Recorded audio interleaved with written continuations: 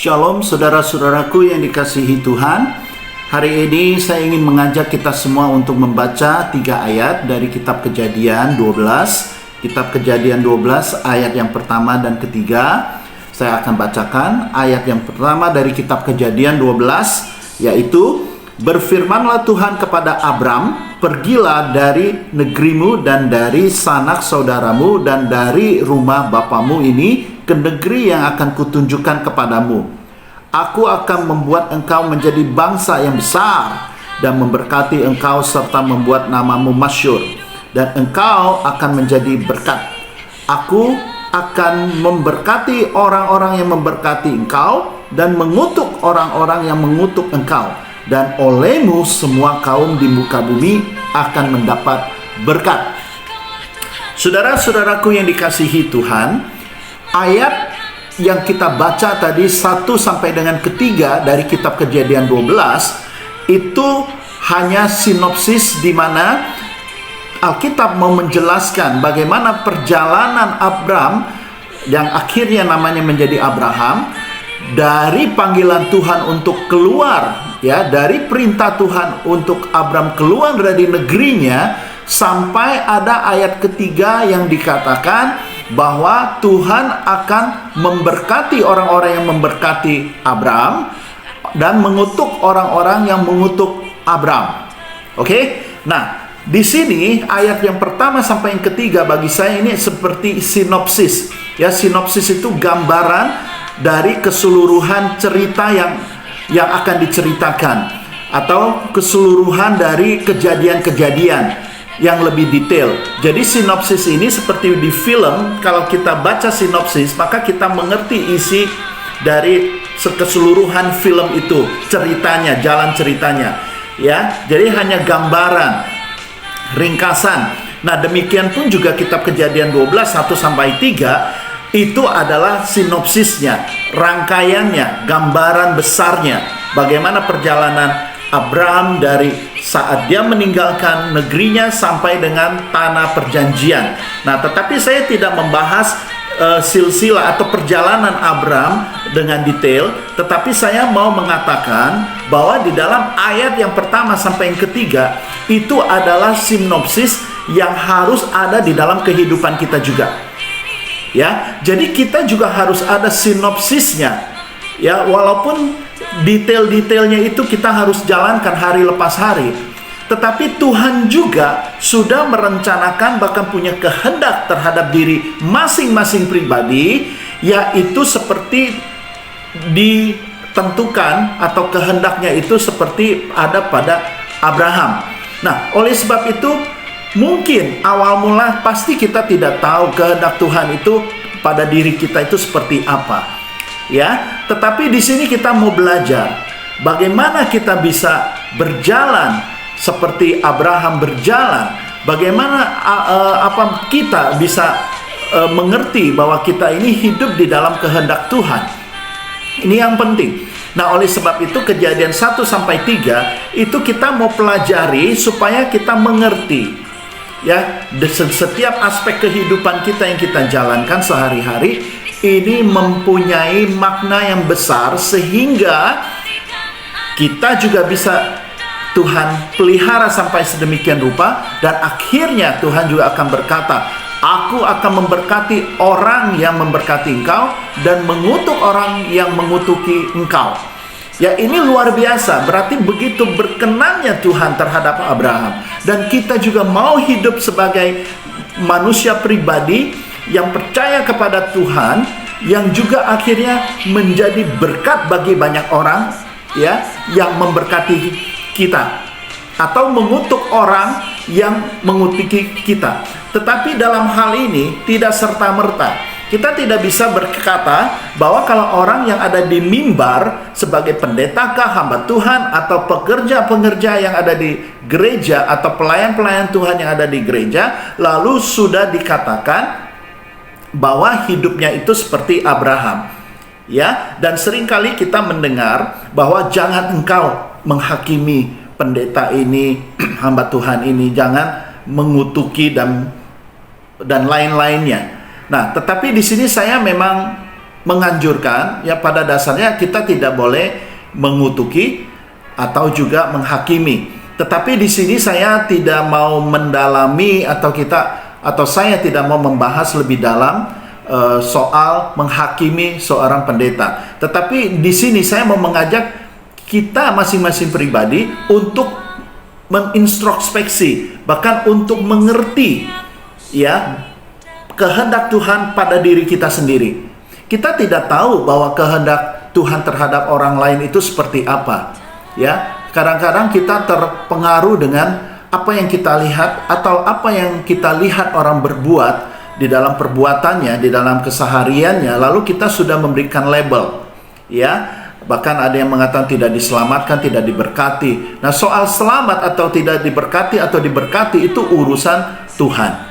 Yang penting kita secara pribadi ini coba mengintrospeksi, ya, menjalankan hidup ini sesuai dengan apa yang Tuhan kehendaki kita untuk jalankan hari lepas hari. Itu yang paling penting. Nah, oleh sebab itu saya sangat tertarik dengan kitab Kejadian 12 ayat yang pertama sampai ketiga ini, yang mana akhirnya Tuhan bisa begitu berkenan terhadap Abraham, yang bahkan mengatakan akan memberkati orang yang memberkati engkau, ya, akan mengutuki orang yang mengutuk Abraham. Nah, saudara-saudaraku yang dikasihi Tuhan, di dalam Kejadian 12 ini 1 sampai 3 ada beberapa hal yang saya mau katakan. Pertama, ada perintah, yaitu kehendak Tuhan terhadap Abraham. Pertanyaan saya, apakah kita semua mengerti? Apakah saudara-saudara mengerti bahwa ada perintah di dalam hidup saudara, atau ada kehendak di dalam kehidupan saudara? Nah, ini yang pertama yang harus kita cari tahu, ya. Kedua, seandainya kita sudah tahu bahwa kita ada perintah dari Tuhan untuk menjalankan sesuatu, dan ada kehendak Tuhan yang harus kita jalankan untuk memenuhi kehendak Tuhan. Pertanyaan kedua, adakah kita taat untuk menjalankannya? Nah, ini yang penting. Kalau ada perintah, atau kita tahu ada perintah, ada kehendak, tetapi kita tidak taat untuk melakukannya, itu percuma. Ya, jadi pribadi masing-masing jangan menginginkan sebuah berkat yang belum apa-apa kita sudah menginginkannya, atau kita seakan-akan bangga dengan status kita sebagai hamba Tuhan yang sudah berdiri di atas mimbar, berkhotbah, ya, berceramah, sehingga kita yakin bahwa kita ini sudah dipanggil Tuhan, adalah panggilan untuk menjadi hamba Tuhan, atau pendetakah, atau apapun lah, ya, itu boleh-boleh saja. Tetapi harus ingat, apakah kita ini sesuai dengan panggilan Tuhan, perintah Tuhan untuk melakukan itu? Ya, jangan-jangan kita bukan berdasarkan perintah Tuhan atau kehendak Tuhan, tapi kehendak diri sendiri. Ya, nah ini menjadi koreksi kita semua. Kedua, kalaupun sudah ada perintah dan kehendak Tuhan di dalamnya, pertanyaannya, apakah kita sudah taat melakukan? Ya, ada orang yang tahu perintah Tuhan seperti itu, tetapi dia menjalankan satu hal yang lain. Ya, seperti Yunus diperintahkan ke Niniwe, tetapi dia menyimpang. Nah, kita kadang mungkin mengerti kehendak Tuhan, perintah Tuhan, tetapi kita tidak menjalankannya. Nah, itu artinya apa? Kalau sudah begitu, itu namanya keagamaan. Keagamaan itu hanya sampai di pikiran, di logika, otak. Tetapi kalau kita bicara spiritual, kerohanian, maka mau tidak mau perintah itu enak atau tidak enak, suka atau tidak suka, maka itu dijalankan. Nah, oleh sebab itu saya mau katakan, Kristen bukan agama yang seperti agama-agama yang lain, yang kita hanya sampai mempelajarinya sampai hanya di otak, berdebat sana sini, berargumentasi doktrin, ya, terus mengajarkan sesuatu harus begini, harus begitu, itu baik saja, ya, memperdebatkan doktrin untuk supaya kita benar di dalam penafsiran Alkitab. Apa isi Alkitab ini, itu juga harus dipentingkan. Tetapi yang utama adalah apakah kita taat di dalam apa yang kita ajarkan? Apakah taat kita melakukan apa yang sudah kita mengerti? Dan terlebih, apakah kita taat atas perintah Tuhan yang sudah menyatakan dirinya kepada masing-masing pribadi untuk melakukan yang Dia inginkan? Jadi ketaatan. Nah, oleh sebab itu kita yang percaya kepada Yesus Kristus adalah murid, ya, bukan secara agamis dengan tulisan di KTP Kristen lalu selesai itu menjadi pengikut Kristus. Tidak. Saya berani mengatakan bahwa kalau kita tanya Petrus, kita tanya Yohanes, kita tanya Paulus, kita tanya Andreas dan murid-murid yang lain, ya, satu saat kalau kita bisa bertemu dengan mereka, coba kita tanya, apakah enak saat mengikuti Kristus? Ya, Kristus ke sana, kita harus ke sana. Ya, Kristus ke situ, murid-murid juga ke situ. Itu namanya pengikut. Jadi pengikut itu suka atau tidak suka, enak atau tidak enak, dia harus mengikuti. Nah, adakah kita punya pengertian seperti itu? Ya, sekali lagi, kalau kita tanyakan kepada murid-murid Yesus pada saat itu, pasti jawabannya tidak enak ikut Kristus. Kenapa? Karena setiap murid-murid itu pasti mempunyai kedagingan. Sekalipun Petrus sudah dipanggil oleh Yesus untuk meninggalkan pekerjaan sehari-harinya sebagai nelayan, dan Tuhan gantikan dengan pekerjaan yang lain, yaitu Petrus dan kawan-kawannya harus menjala orang. Jadi menjala manusia, bukan menjala ikan lagi. Tetap menjala, tetapi yang dijala itu beda. Sebelumnya adalah ikan, sekarang adalah manusia. Nah, mungkin juga Tuhan mempunyai kehendak di dalam hidup kita. Tadinya kita bekerja untuk memikirkan keuntungan, tetapi sekarang kita bekerja untuk memberi berkat kepada orang lain. Nah, ini bicara mengenai motivasi hati. Jadi bukan hanya semata-mata kita pandai berbicara, kita pintar di dalam ajaran Alkitab, kita mengerti tafsiran-tafsiran, mau bahasa Ibrani kah atau apapun, sepertinya kita hebat mengerti, berdebat menang. Ya, saya mau katakan, berdebat, orang yang kalah bukan berarti tidak berkenan di hadapan Tuhan, dan orang yang menang belum tentu juga berkenan di hadapan Tuhan. Dalam hal ini bukan soal debat menang, argumentasi menang atau kalah, tetapi yang utama adalah bagaimana motivasi kita pada saat kita menang pun, motivasi kita ke depannya seperti apa. Apakah ada ketaatan di dalam panggilan Tuhan di dalam hidup kita? Ini yang paling penting. Ya, saya tidak mau menghakimi, banyak ajaran-ajaran di depan situ saya tidak mengerti atau bahkan saya tidak mendapatkan bahwa itu adalah ketaatan yang Tuhan inginkan buat kita lakukan. Ya, awal mulanya kita harus tahu isi daripada Alkitab ini apa sih. Jadi jangan sampai kita hanya baca di kitab Kejadian 12 tadi 1-3, lalu muncullah yang namanya Abraham adalah bapa orang beriman. Nah, lalu kita mau ikut-ikut seperti Abraham, orang atau bapak orang beriman, hanya membaca ayat yang pertama, 2, dan 3, lalu memberkati orang seakan-akan kita adalah orang yang diberkati Tuhan, sehingga kita harus menjadi sosok yang harus dihormati atau harus diagung-agungkan, dimuliakan, atau tidak boleh dikatakan atau tegur kalau pada saat ajarannya salah, lalu kita tidak boleh menghakimi. Ya, sekalipun kita mau menghakimi ada caranya, sekalipun kita mau menegur ada caranya, bukan di media yang ada menjadi ladang pertempuran perkelahian sehingga orang yang tidak percaya akan bingung yang mana ajaran yang benar yang tidak. Adakah kita mengajarkan firman Tuhan ini dengan maksud yang baik? Ya, maksud yang baik, motivasi yang baik sebagai seorang yang mengikut Kristus dengan cara yang baik. Banyak orang motivasinya baik, tapi caranya salah. Ya, tapi ada yang caranya baik, sepertinya baik, tapi motivasinya salah. Nah, saya mau katakan, motivasi baik cara yang salah itu jauh lebih baik, sehingga untuk merubahnya lebih gampang kalau bicara caranya. Tetapi kalau motivasinya sudah tidak baik, cara apapun itu tidak berkenan bagi Tuhan.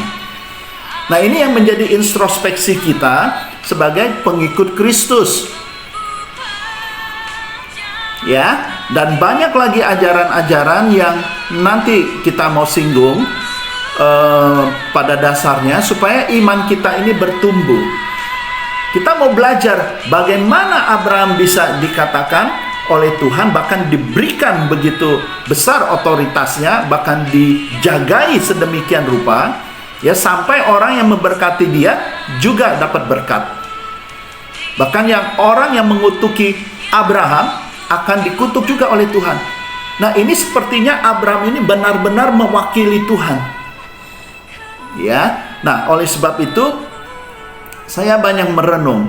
Bahkan saya suka menemukan di dalam sosial media ini, ya, dari satu doktrin dengan yang doktrin saling bertentangan. Bahkan di grup WA pun beda doktrin itu serang-serangan dengan kata-kata yang tidak baik, ya. Ada kata-kata yang merendahkan. Ingat, saudara-saudaraku yang dikasihi Tuhan, merendahkan orang lain itu tidak boleh.